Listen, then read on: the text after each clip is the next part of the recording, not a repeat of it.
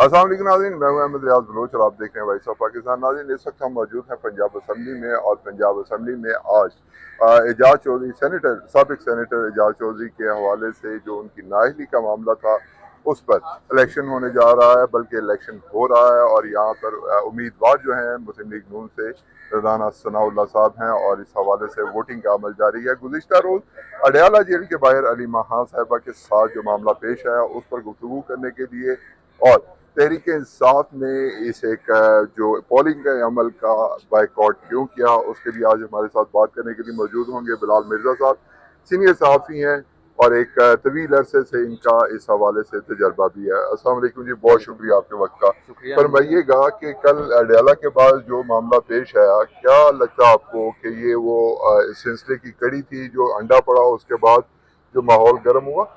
अहमद, बहुत शुक्रिया। पहले तो आपने मुझे बोलने का मौका दिया। सर, ये सिलसिले की कड़ी ये अभी थमने वाली नहीं है। मेरा ये ज़ाती ख्याल है कि ये मामला अब चलता जाएगा। बात करना देखें, हम सहाफ़त की आड़ में अब बहुत कुछ जो है, हम भी पे रोल पे हैं, कोई हमारे दोस्त जो हैं सहाफ़त की आड़ में। आपको याद होगा जिस मकाम पे हम खड़े हुए हैं, इस मकाम पे सलमान अकरम राजा साहब आए थे, तो यहाँ पे भी देखें, सवाल करना आपका काम है, जवाब देना या ना देना मैं आपके मुंह से निकलवा नहीं सकता। ये दुरुस्त मुझे राइट नहीं है। दुरुस्त। मैंने आपसे सवाल कर, आपने मेरे से क्वेश्चन किया है, मैं इसका जवाब देने का तो पाबंद जबरी नहीं तौर हूँ। पर तो नहीं ना आप जवाब मेरे दे। मुंह से उठा के मेरा जबड़ा खोल के कहीं कहेंगे कि लफाज निकालो।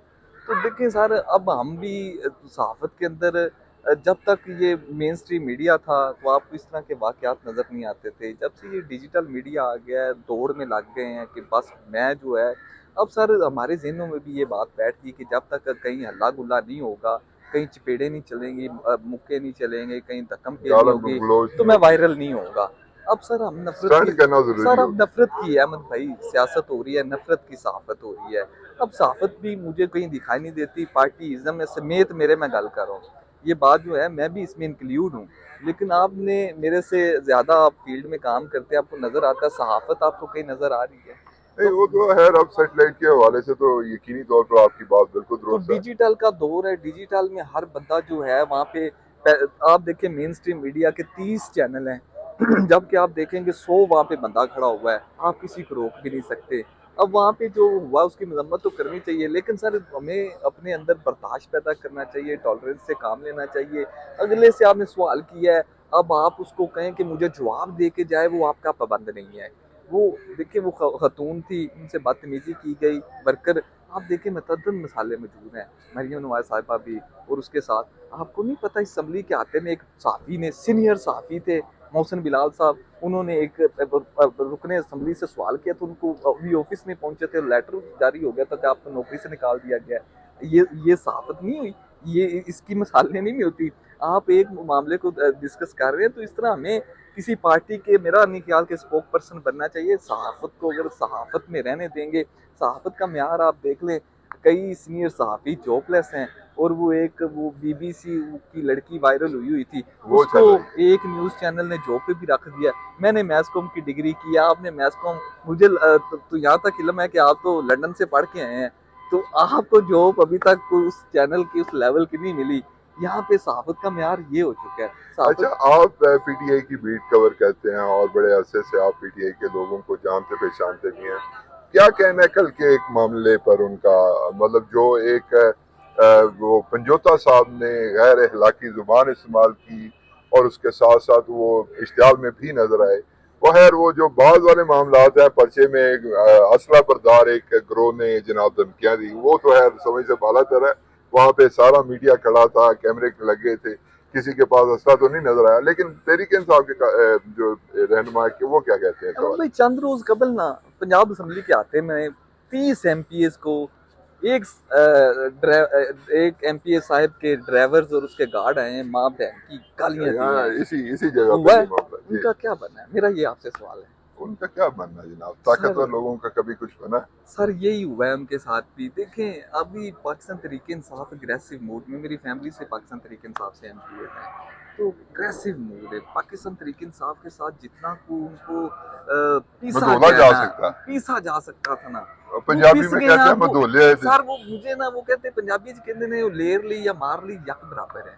तहरीक इंसाफ को जितना दबा दिया गया ना, तहरीक इंसाफ को थाने कचहरी से फर्क नहीं पड़ता, वो तैयार हमा वक्त बैठा। तो मेरे फैमिली से एमपीएस हैं, तो कोई जब एहतजाज वगैरह की कॉल आती है तो मैं उनसे फोन पे बात करता हूँ या पूछता हूँ उनको, तो वो बताते हैं कि कोई डर नहीं है, घर में बैठे हैं, आए गिरफ्तार करें चले जाएंगे। अब तो बच्चों को भी पता होता है, बच्चे भी कह देते हैं कि बाबा वाइट यार पुलिस का आ डाला गए। आया हुआ है, आपने जाना है कि मैंने जाना है। हाँ। अब तो यहाँ तक हो गया। तो इस असम्बली के ईवान में 30 एमपीएस को माँ बहन की गलीज गालियां दी गई थी, उनके खिलाफ कार्रवाई हुई है। ये ईमान का तकद्दस पे माल था, वो ये नहीं था कि वो पीटीआई के एमपी है या नून लीग के एमपी है। सर एमपीए का एक कद होता है, एक शख्सियत होता है, लेकिन वो उसमें भी 5 तो लाख एक पीटीआई के एमपी ने ज्यादती की थी ना सर वो अपनी एमपीएस नशस्त का से। आपस में था ना, हाँ लेकिन बाहर ईमान नहीं के आई, अंदर वो था भी ना। नहीं होना चाहिए था, वो भी नहीं सर होना ईमान चाहिए, के अंदर था ना, वो डिप्टी दोनों जगह नहीं अपोजिशन होना लीडर, चाहिए। सर डिप्टी अपोजिशन लीडर ने उस पर कमेटी भी तश्कील दे दी कि दोनों की सुलह तक पे बात हो गई थी। उन्होंने अपने चैम्बर में बुला के उनकी अफामो तफहीम से मसले का हल निकाला था। सर ये नहीं बनता कि एक गली मोहल्ले का बंदा आए और 5 लाख वोट लेने वाले को माँ बहन की गालियां दे दे। वो 60 लाख वोट खड़ा हुआ था, वो 30 एमपी नहीं थे, वो 60 लाख वोट था।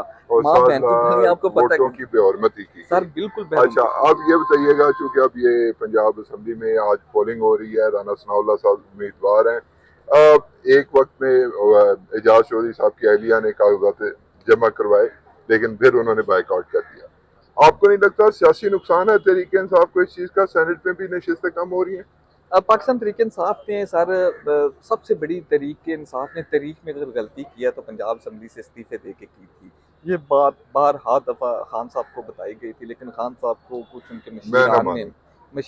मशीरान ने ऐसा कायल किया हुआ था कि खान साहब को ये बात समझ। और खान साहब ने कई दफ़ा अपने दोस्त अहबाब से भी ये बात कही थी कि मैंने असम्बली से इस्तीफे दे के असम्बली से बाहर की सियासत करके गलती की है।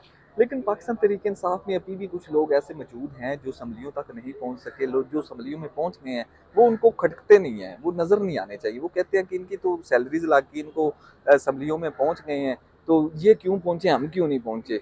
तो इस वजह से पाकिस्तान तहरीक इंसाफ इस वक्त तज़ब्ज़ुब का भी शिकार है कि हम असम्बलियों से इस्तीफे दें या ना दें।